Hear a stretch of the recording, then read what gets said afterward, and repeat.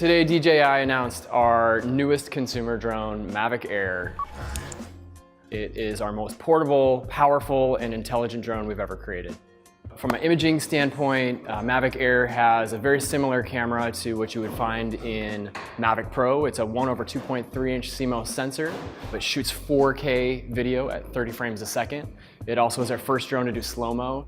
From an intelligence standpoint, it has some of the quick shot features that you found on Spark that take those automated flight paths, those really difficult shots that are tough to get, and they make them one tap. So you've got the awesome asteroid effect, which shows the zoom in shot from kind of a spherical point of view down right to the drone pilot. And then you've got boomerang. Just as it sounds, the drone flies with one tap in a perfect boomerang oval pattern right around you, starts right where it finishes.